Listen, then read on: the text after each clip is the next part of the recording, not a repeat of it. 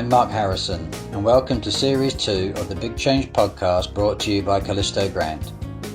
In this series, the focus is on leaders and entrepreneurs, people who break the mold and push back barriers to fulfill dreams and ambitions and are successful in their own right.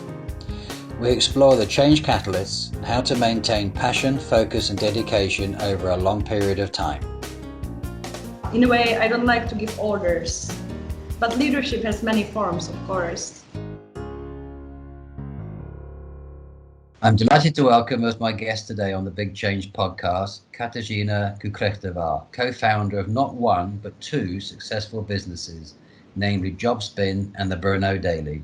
Jobspin is a Czech company that delivers recruitment services to the companies that are looking for multilingual employees. The company was founded in 2014 in Brno and has built its reputation as a job board for foreigners in the Czech Republic. Brno Daily is an online English-speaking community newspaper and has been listed in Google News as a reliable source of news in English. Today we share a glimpse into the life of a high achiever and an inspiration to people of all generations, and we want to explore the mindset needed to be successful. So, good afternoon, Katerina. Good afternoon, Mark, and thank you very much for this amazing introduction. Oh, my pleasure. So that's a pretty impressive CV, and if you don't mind me sharing your age, you're only 33 now, meaning you more or less became an entrepreneur straight from university. Yes, that's correct.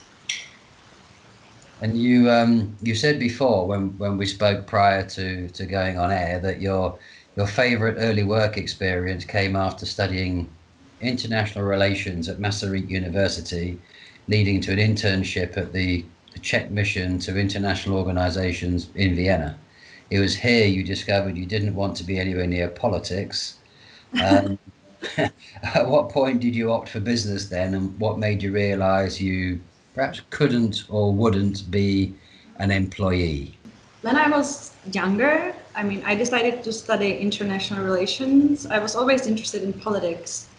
And my goal, it sounds like a cliche. I think you can hear it often from young people. I actually hear it often from our interns, that people would like to change the world. Mm-hmm. So I was imagining that I'd be able to contribute through diplomacy someday. It was a really, that's something I really wanted to do when I was younger, when I was at the university. But seeing how things work in reality, I realized that this is not for me. And the reason is why it's not for me is that you need lots of patience. Those negotiations go on for years and decades. So to see actually any impact of your actions in the field of diplomacy or politics is it's a very long run. Also, you need to negotiate with people who know what to do, but they represent a certain political opinion that they have to respect. So you find yourself stuck many times. And the other side is stuck too, and you both know it, and there's literally nothing you can do about it. So there were some things I just didn't feel comfortable with in terms of this kind of career. Being an entrepreneur for me came as a natural second choice, as I come from a family of entrepreneurs. My father started his own small business right after the revolution here in the Czech Republic. The same, my brother. So I had a really nice, good, friendly background at home that was able to actually support me and help me with the first steps. I understand the bit about the politics and diplomacy. At the end, that's all about compromise, isn't it? And either nobody particularly wins all the way through. So I can kind of understand that sense of frustration seeing that close up. You were saying about your parents and your brother. Would you say that you were an outlier or a leader from a young age? No. I was never particularly interested in telling people what to do. That's something I actually really don't like. In a way, I don't like to give orders, but leadership has many forms, of course. For me, it was more that I was like outside of the main group, kind of doing my thing as a child, as a kid, which was not always making my teachers happy. Yeah, and I think that's what I interpret as an outlier. That obviously education systems are to try and capture most people, but then you find yourself maybe just questioning perhaps some of the learning content, but as you said, then tending to be doing your own thing and not necessarily always following the bigger groups. Yeah, now I see actually that how difficult it must have been from the other side for the teachers or tutors to manage a group and then see a child that is really not like doing what you need them to do. But back then I didn't see this side of the story. You made a very good point just now when you were saying about leadership is not necessarily about giving orders. It's about encouraging people to come with you, isn't it? That's more what true leadership is, I would interpret. Yeah, encouraging and just attracting them in doing the thing you think is important, like sharing the idea. Yeah, absolutely. I mean, being a giving orders is something different. That's not kind of genuine leadership. That's like a very military kind of thing, isn't it? Just do this and don't think about it. Being a leader and bringing people with you is something else. On the face of it, Jobspin and Brno Daily are, in some ways, are very different types of business. How did they originate? Perhaps start with Jobspin. There's a personal story behind. I think, as usual, as for many businesses. I mean, the co-founder of Jobspin is Angelo Casadei.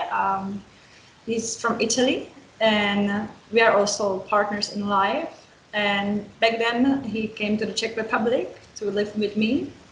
In 2014, I was still a student, and soon after moving in, he realized that it's very difficult to find a job for him as he didn't speak any Czech.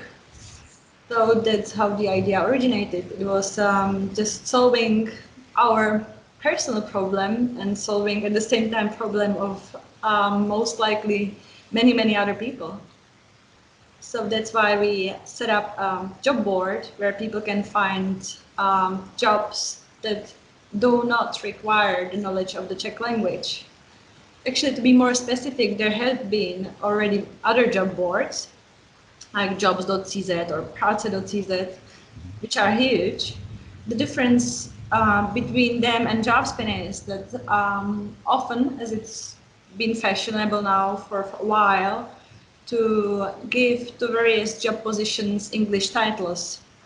But for instance, you go to a Czech job board, you open a job ad that says, let's say, customer service, and then you open the text and it's all in Czech, and the Czech language knowledge is required. So that's something different about our project. Yeah, and I would anticipate that's a situation that people find, perhaps particularly across Central and Eastern Europe. Most of our audience is from the shared service centre community, which is very much attracts a lot of people from outside of the region. How did from building the job spin? So we're now in 2014, going into 15 and 16. How did the Brno Daily newspaper come out of? What was the genesis of that? Again, my partner was my inspiration. He likes to follow news and he follows Italian news, but he couldn't check the Czech current affairs. So that's what brought us to actually set up a media that will be English friendly. The concept is not simply translate the news from Czech, from Czech like press releases and so on to English and publish it. The idea is to adjust them for people who are not, like the whole content is adjusted to people who are not familiar with historical and political background on levels as people who were born and educated here. So yeah, that's Brno Daily.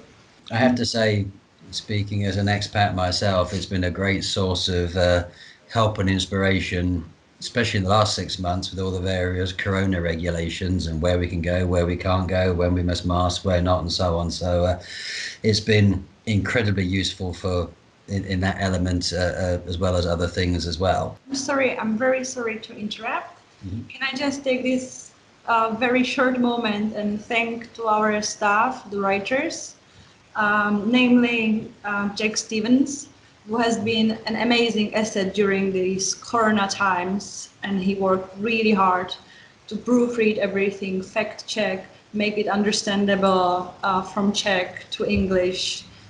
Really amazing teamwork here, and I just want to thank everybody.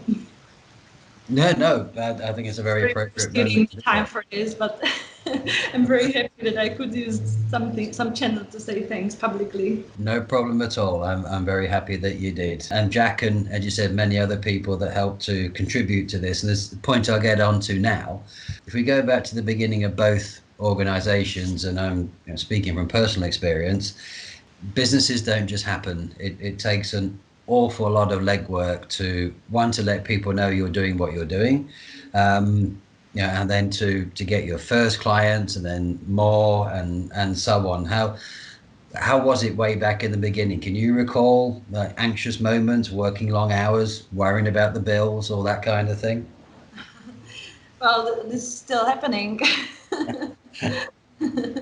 But yeah, the beginning was really, it was complicated, but at the same time, seeing things from 2020, I had way more energy and enthusiasm, and I was way less worried about the consequences than I'm now, which definitely helped in the beginning. With Jobspin, this project really started just in my head. It was then it turned out to be my master thesis when I was completing my studies of economy, and then the project was idle for a few years, for 2 years most, yeah, more or less, as I was living in Italy. And then I moved back to the Czech Republic and really realized that, yeah, I have to do all the work, all the contact. So I was basically calling, messaging, emailing, meeting all the representatives of huge companies. And they were, I mean, it was incredibly difficult to convince them that this project has a potential to live. Mm. Because by nature, our clients are huge multinationals. And I mean, now, like actually thinking about it for a little, I cannot say that it will be easier to convince like a small business owner than a huge multinational because I don't have the small business owner experience. But big multinationals are really difficult to convince to buy something from you and connect their brand with your brand. They are very, very cautious about all the consequences of possible connection with a new business or a business that just hasn't been like recognized and tested, let's say. I think there's a lot of wisdom in what you've been saying in the last few minutes, and there was a few points to pick up there. The answer to my first point about doing the long hours and the legwork, and you said it's still going on. I think that's a very valid point for anybody wanting to step out and start to be an entrepreneur today. Um, I sometimes get the impression some people think it's just a question of putting a few messages out on Facebook, and in a couple of years' time, I can retire to the Bahamas. It's not like that, is it? It takes a lot to get going, as you said, to convince anybody with a new product to break into a market and then and then to stay there. I think even now in this particular time, a lot of companies are seeing that the first thing that happened from March was a lot of budgets were slashed or just suspended. So anything that's considered non-essential was basically just stopped in its tracks. Yeah. So I think there's a lot of important lessons learned from what you've been saying that you can never really take it for granted. Yeah. Yeah, but at the same time, if you don't think in the beginning that you will just do few things and get rich and retire at Bahamas, you wouldn't probably start. So I think yes, I think yeah. It's, as Simon Sinek says, isn't it? You got to start with the why and not with the dreams of the multi-millions and the yachts. You got to really believe and have passion about what it is that you're doing. uh-huh. Yeah, definitely. I agree. Okay. Slight switch, I think, perhaps in conversation, but similar, connected kind of themes. Um, if we move now to talk a little bit about the people that uh, come across your job market. So I guess we're talking about sort of Gen Y and Gen Z and so on, and often the kind of the impressions of sort of younger generations vary from kind of liberal or tech savvy, self-expressive, and right through to another extreme of being kind of selfish, lazy, and materialistic. I mean, Uh-huh. these are pretty polarized views. How does that fit with today's job market? What do you see? Ah, okay. That's interesting. These are not my words, by the way. I read these. I'm quoting these. I got that. But yeah, well, it's difficult to compare the generations. I don't feel entitled to be able to do such a comparison. Um, but what I saw in the job market in past 2, 3, 5 years was very high confidence on the side of the job seekers. And you probably know where I'm going with this. There was very low unemployment in the Czech Republic. I'm using the past tense because now things might change. But yeah, over the past years, people were able to switch between jobs very easily without thinking too much. They could ask for nice money and for increase in income without actually more experience or more skills or better skills, just for the fact that the job market, the prices and everything was going up. They were able to come to their bosses and just say, okay, I want more money for the same work. People were getting jobs without experience. So I think this kind of fear of losing job that was very typical was a part of life of all the previous generations. This generation didn't see it coming when they entered the job market.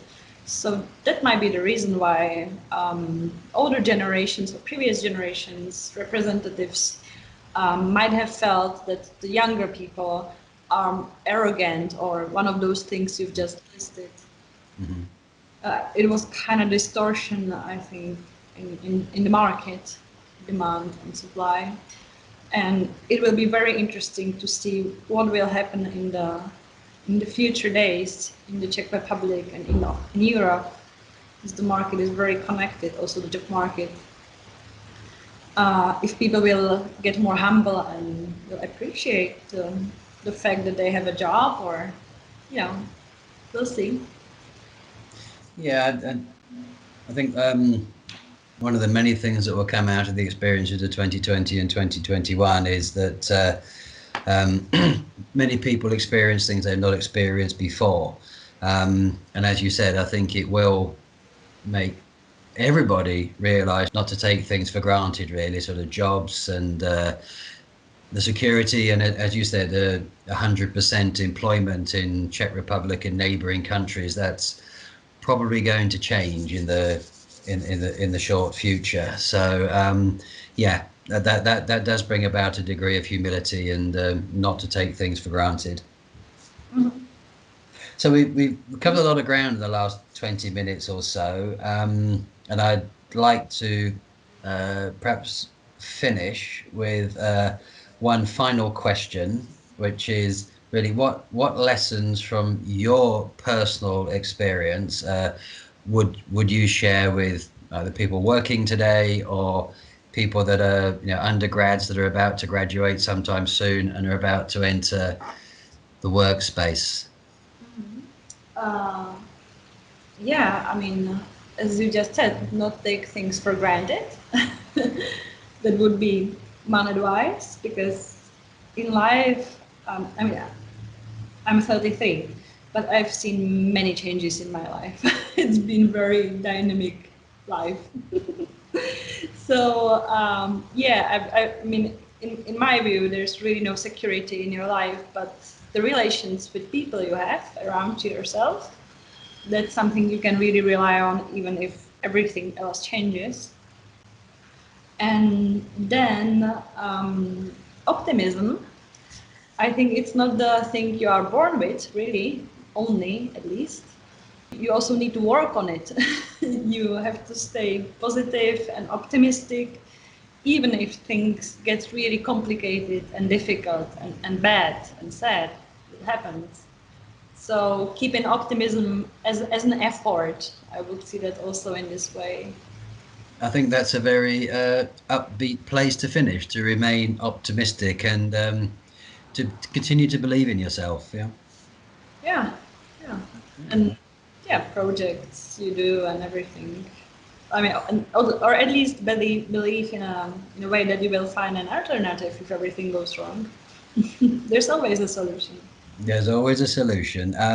Like I said, a really upbeat and positive place to finish. Thank you very much indeed for your time today, and I'm really looking forward to sharing this interview with our audience. There's a lot of things in there that I know many people are going to find inspiring and going to keep these messages and use them in the future.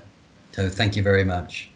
Thank you too. Thank you for the invite. It was an interesting experience. Thanks a lot. My pleasure. Thank you. Bye bye.